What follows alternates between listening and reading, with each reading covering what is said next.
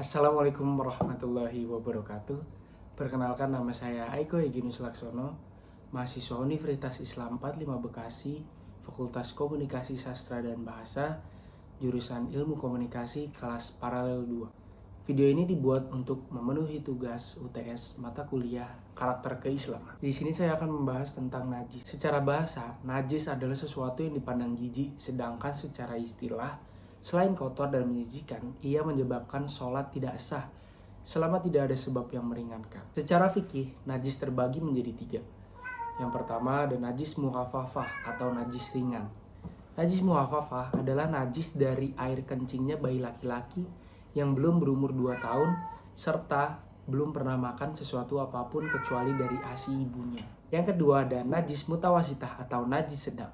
Najis mutawasitah atau najis sedang ini merupakan najis yang keluar dari dubur manusia atau binatang, kecuali air mani, barang cair memabukkan, dan susu hewan yang tidak halal dikonsumsi. Selain itu juga bangkai tulang maupun bulunya, dikecualikan bangkai-bangkai manusia beserta ikan dan belalang. Najis sedang seperti mutawasitah terbagi menjadi 2 lagi, yaitu ada najis ainiyah adalah najis yang berwujud yang ini tampak dilihat, semisal memiliki warna, bau, dan rasa. Najis humiyah adalah najis yang tidak kelihatan wujudnya, seperti bekas kencing, arak yang sudah mengering, dan sebagainya. 3. Ada najis mughaladah atau najis berat. Najis mughaladah atau najis berat ini najis yang berasal dari hewan anjing dan babi, seperti air liurnya dan kencingnya dan sebagainya. Kita lanjut ke cara membersihkan atau mensucikan najis. Macam-macam najis juga memiliki perbedaan dalam cara membersihkannya. Berikut tata cara dalam mencucikan najis dari ringan hingga yang berat. Yang pertama, cara membersihkan najis muhafafah atau najis ringan. Sesuatu hal yang terkena najis muhafafah atau najis ringan dapat dibersihkan dengan percikan air. Maksudnya percikan air di sini adalah air yang mengalir mengenai seluruh tempat terkena najis dan airnya harus lebih banyak dari najis tersebut.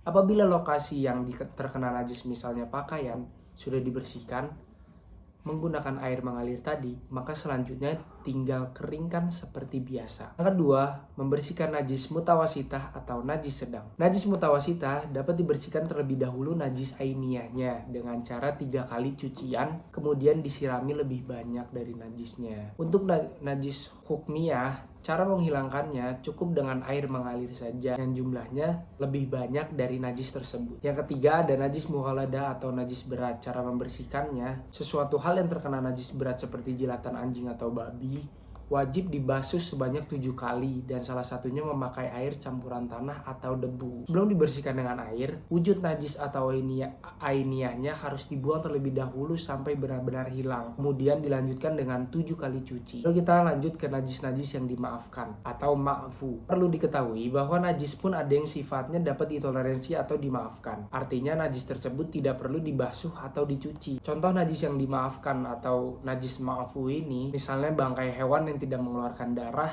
atau nanah sedikit pun. Najis lain yang bisa dimaafkan seperti seseorang yang pakaiannya terkena cipratan air seni masih dianggap sah sholatnya karena najis pakaiannya masuk pada kategori najis dimaafkan. Mengetahui macam-macam najis beserta tingkatan dan cara membersihkannya itu sangat penting, terutama bagi seorang muslim lantaran itu sudah menjadi syarat sah untuk sholat dan ibadah lainnya agar dapat diterima oleh Allah Subhanahu wa Ta'ala. Kita lanjut ke macam-macam air dalam toharoh. Air yang dapat digunakan bersuci atau toharoh merupakan air yang berasal dari bumi dan berasal dari langit. Air yang dapat digunakan untuk bersuci adalah air yang turun dari langit dan memancarkan mata air dari bumi, sebagaimana firman Allah dalam Al-Quran. Lalu apa saja macam-macam air untuk bersuci? Yang pertama ada air hujan. Air hujan adalah jenis air yang berasal dari langit. Kita sudah tahu hukumnya suci dan mensucikan. Arti kata suci di sini yaitu bukan termasuk najis. Sedangkan makna mensucikan yaitu dapat digunakan sebagai alat untuk berwudu, mandi janabah, atau membersihkan najis pada suatu benda seperti baju dan lain-lainnya. Yang kedua ada air salju atau air es. Air salju sebenarnya hampir sama dengan air hujan, yaitu sama-sama udara yang berasal dari langit kemudian turun ke bumi dalam keadaan cair, lalu membeku akibat suhu yang terlalu dingin. Jadi sama saja untuk hukumnya untuk air es ini. Yang ketiga ada air embun. Tetes embun dapat digunakan untuk bersuci atau toharoh, baik untuk berwudu mandi janabah, maupun untuk menghilangkan najis. Yang keempat adalah air laut. Air laut adalah air yang berada di lautan dan memiliki rasa asin. Walaupun jenis air ini memiliki rasa asin karena kandungan garamnya yang terlalu tinggi, namun hukum air laut sama dengan air hujan, embun, atau air salju, yaitu dapat digunakan untuk bersuci. Yang kelima ada air sumur. Air sumur adalah satu jenis air yang dapat digunakan untuk bersuci. Karena air sumur merupakan air yang keluar dari tanah dan sudah melakukan pensucian. Yang keenam, ada air sungai. Air sungai pada dasarnya suci karena karakternya dianggap sama dengan air sumur. Jadi sama saja hukumnya dengan air sumur. Yang ketujuh ada air sumber mata air. Air sumber mata air hukumnya mensucikan. Contohnya air Zam-Zam, yaitu mata air yang tidak pernah kering sejak zaman Nabi Ismail. Air Zam-Zam boleh digunakan untuk bersuci atau berwudu didasarkan pada sebuah hadis Rasulullah SAW, yaitu dari Ali bin Abi Thalib radhiyallahu anhu, bahwa Rasulullah SAW meminta seember penuh air Zam-Zam, lalu beliau meminumnya dan juga menggunakannya untuk berwudu. Lalu kita lanjut ke penjelasan tentang hadas.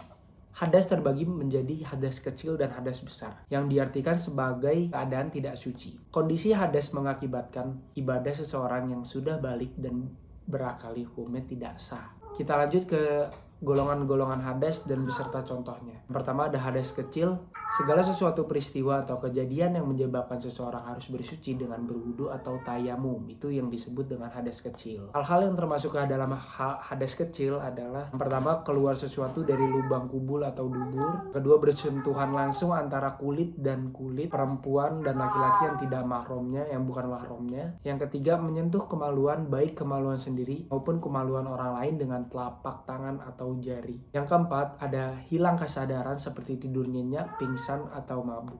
Yang nomor dua ada hadas besar. Segala sesuatu atau kondisi yang menyebabkan seseorang harus bersuci dengan mandi wajib, itu namanya hadas besar. Hal itu adalah seperti yang pertama keluar darah bagi perempuan berupa haid, nifas maupun wiladah. Yang kedua ada keluar air mani baik disebabkan karena mimpi basah atau sebab lainnya. Yang ketiga ada hubungan suami istri baik yang keluar mani atau tidak. Itu diwajibkan untuk mandi wajib karena termasuk ke dalam hadas besar. Cara menghilangkan hadas besar adalah dengan cara mandi atau tayamum. Sedangkan untuk menghilangkan hadas kecil adalah dengan berwudu atau tayamum. Kita lanjut ke penjelasan syarat, rukun, sunnah, dan hal yang membatalkan sholat fardu.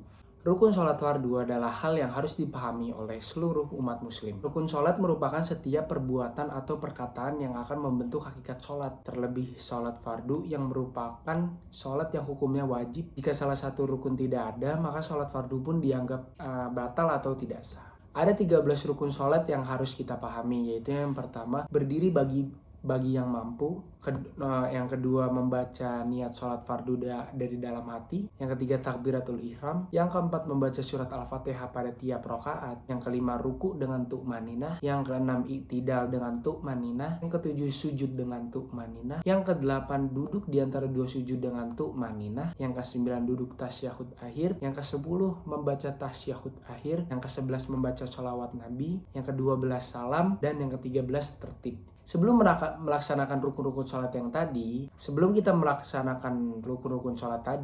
terlebih dahulu harusnya kita memenuhi syarat-syarat dalam sholat juga. Yang pertama, ada harus beragama Islam, yang satu sudah balik atau berakal, yang ketiga suci dari hadas atau najis, yang keempat suci seluruh anggota badan, pakaian, dan tempat, yang kelima menutup aurat, yang keenam sudah memasuki waktu yang ditentukan untuk masing-masing sholat fardu, yang ketujuh menghadap kiblat, yang kedelapan mengetahui mana yang rukun dan mana yang sunnah. Setelah kita mengetahui rukun-rukun sholat fardu dan syarat-syarat sholat fardu, kiranya wajib pula juga kita untuk mengetahui hal-hal yang membatalkan sholat agar sholat kita dapat diterima oleh Allah Subhanahu wa Ta'ala. Yang pertama, yang bisa membatalkan sholat fardu adalah jika salah satu syarat atau rukun sholat tidak dikerjakan atau sengaja tidak dikerjakan. Yang kedua, menambah rukun berupa perbuatan. Yang ketiga, terkena najis yang tidak dimaafkan. Yang keempat, aurat terbuka. Yang kelima, membelakangi kiblat. Yang keenam, berkata-kata dengan sengaja. Yang ketujuh, mengubah niat sholat. Yang kedelapan, mendahului imamnya dua rukun dan sholat berjamaah.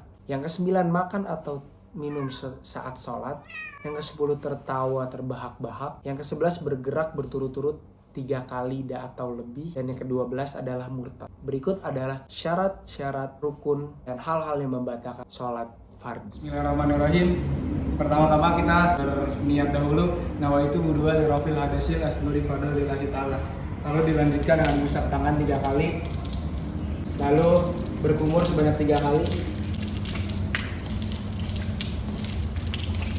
lalu hidung 3 kali,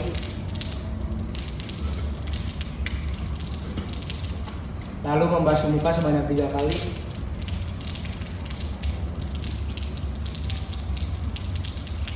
lalu tangan sampai sikut sebanyak 3 kali,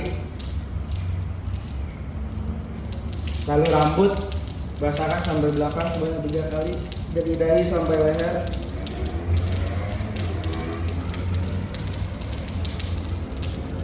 lalu telinga 3 kali,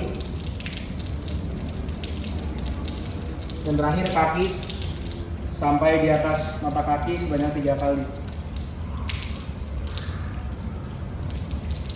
Lalu kita membaca doa, asyhadu alla ilaha illallah wahdahu la syarikalah wa asyhadu anna muhammadan abduhu wa rasuluh. Sekarang saya akan mempraktekkan salat subuh 2 rakaat.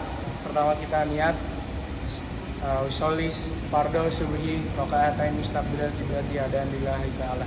Allahu akbar kabira walhamdulillahi katsira wa subhanallahi wa bihamdihi wajhatu wa billahi fatarasana wa bihamdihi hanifan muslima wa ma'ana minal muslimin inna sholati wa nusuki wa mamati la syarika lahu wa bisyarika wa ma'ana minal muslimin.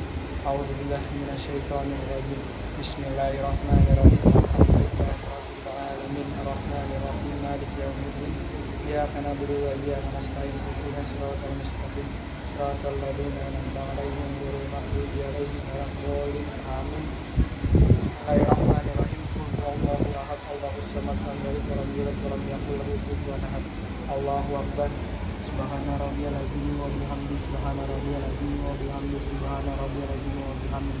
Sami Allahu liman hamidah, rabbana wa lakal hamd hamdan katsiran thayyiban mubarakan fihi mubarakan alaihi kama yuhibbuna wa yarda. Allahu akbar.